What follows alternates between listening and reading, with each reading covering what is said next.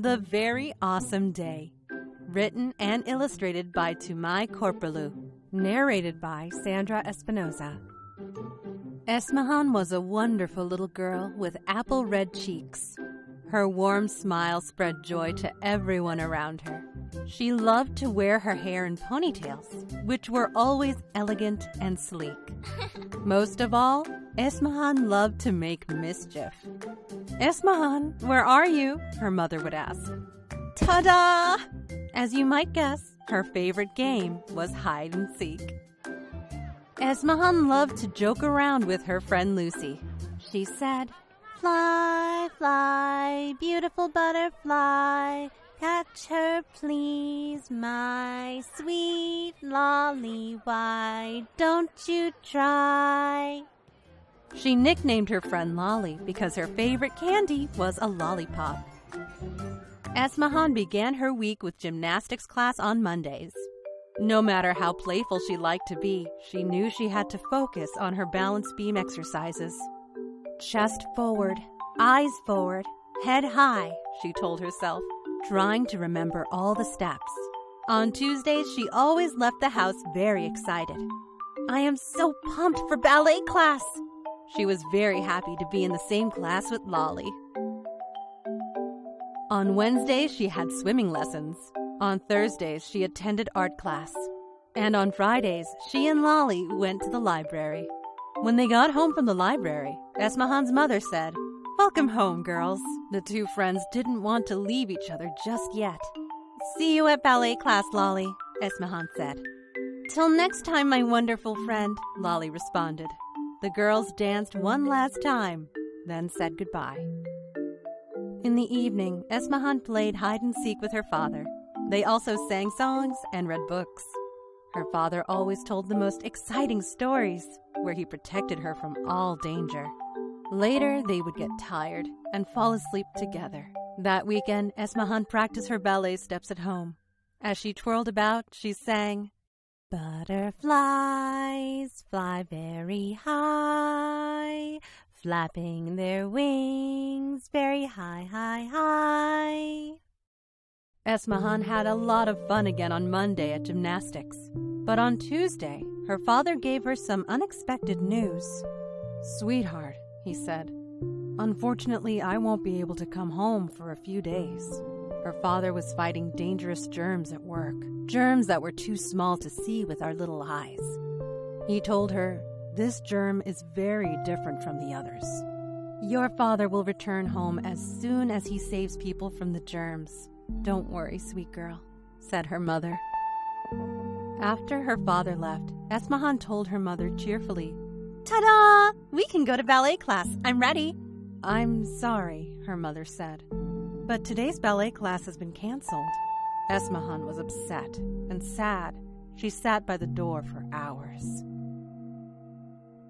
"It feels like someone came and took all the colors and left," she said with tears in her eyes. She was puzzled. The streets were almost empty, and eventually, they became emptier. The city had never been so quiet. Except for her mother, there was no one around to play with. She was very upset that she could not play hide and seek with the yellow balloon her father gave her before leaving. "Why can't we get out of the house? Why can't my friends come and play games with me?" she asked. "We need to keep our friends and ourselves healthy," her mother replied. "When will my father come back? I miss him so much," Esmahan said, and hugged her mother tightly. "I know you're sorry you can't see Papa and Lolly, but we can do a lot of things together in the house," Mama said. She pulled out her watercolors and began to paint her fondest dreams and all of the activities that she couldn't do anymore. Days became weeks. She started doing many activities at home with her mother. Sometimes she would have ballet shows for her toys by arranging them in front of her as an audience. Today, she looked out the window and saw that people were writing messages to each other. She finally realized that she was not alone anymore. It was Esmahan's birthday. Luckily, the weather was beautiful, and she went out for a walk. Surprisingly, she saw her friend Peter. "Why are you walking around the street in your ballet outfit?" asked Peter. "I have decided not to take off this dress until my next ballet class begins," replied Esmahan. "And why do you have a balloon?" asked Peter. "My father gave me this balloon just before he went to the hospital to save people. It has his breath in it," she said.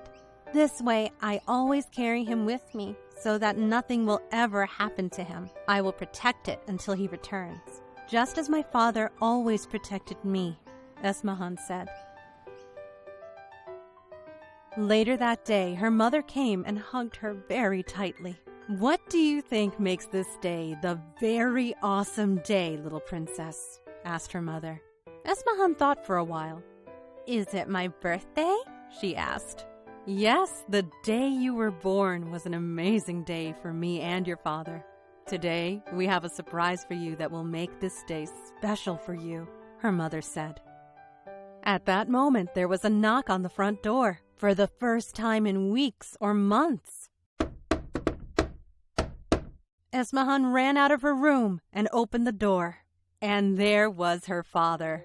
She was so very happy. Her father's fight against the germs was over. "This is an awesome birthday present," she said. Today, she thought, was a gift, not just for herself, but for everyone. "Since I'm back here, you don't need to protect this balloon anymore. How about freeing the balloon now, sweetheart?" her father asked. Together, they played hide and seek and then gave the balloon its freedom. Come along and find out how Esmahan deals with her new and different world in this colorful, delightful story about a sweet little girl with the warmest heart. The Very Awesome Day. Written and illustrated by Tumai Korpulu. Narrated by Sandra Espinoza.